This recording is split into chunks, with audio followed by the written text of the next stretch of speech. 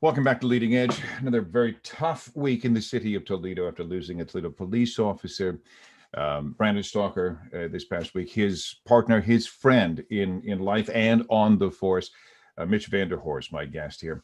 Two officers losing their lives while serving Toledoans within a matter of months. How is that affecting the morale of your fellow officers? You're talking about them coming together to support you. But does it ever, is there just like a cloud, a pall hanging over the department? There's a very obvious grief with it. Everybody's sad. It hits home really close. But at the end of the day, supporting each other, and then it comes back, everybody rallies at the job harder. Everybody realizes why we're doing it again. And it's guys like Anthony and Brandon that we do it because they gave everything they had to do it.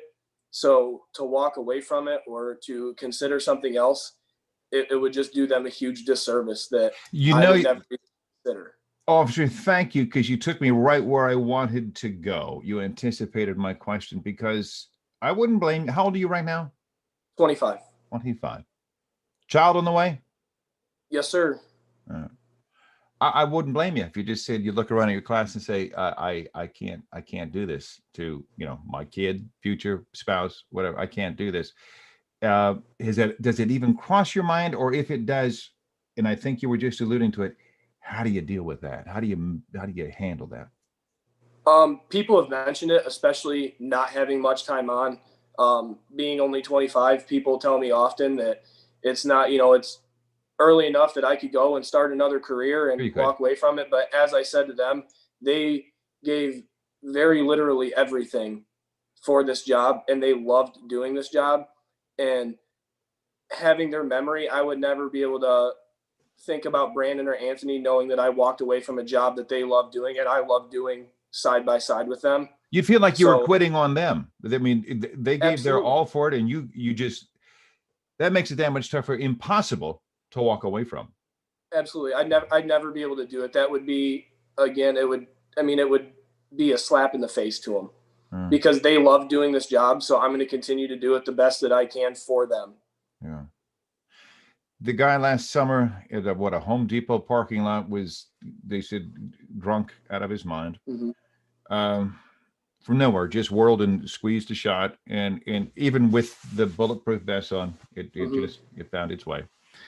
The guy this week that I'm reading that they're now saying has mental illness, it does raise a question of, are those police matters or would you guys have preferred to maybe say, we've got this situation, we're not going to leave, we've got it under control, let's bring a mental health expert in to see if they can talk this guy down? Or at the time that he is making threats in refusing to negotiations to come out, that's a police matter, and you guys are going to okay. Yeah. Yep. In my opinion, I mean, once that starts, our job is to protect people, and I mean, a social worker in a situation would have been no different. I mean, we can't put them at risk to handle a situation any differently. Once it becomes dangerous like that, we've got to stay there and stay intact with it. Mitch, Officer Vanderhorst, what do you want my viewers, who I guarantee, I know the people who watch the show, your supporters, what do you want them to know about Brandon Stalker and his life, and to take away from his death? Brandon, like I said, he was just one of the most genuine people that you're ever going to know. He was a brother and just an absolute joy to be around.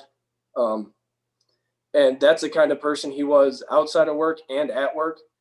I know we helped a lot of people, and I just don't want people to forget that he was the man that everybody should strive to be. Wow. Let's just leave it right there. Brandon has a fiance, little boy Grayson, and then his daughter.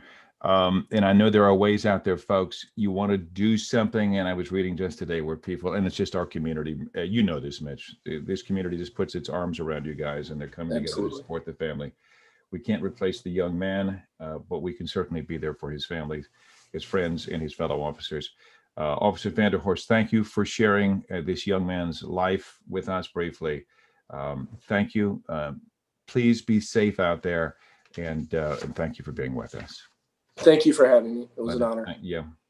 When I come back, the new captain of the blue team, who's just jumped into Ohio's sea of red voters, the new D party chair in our state, next on Leading Edge.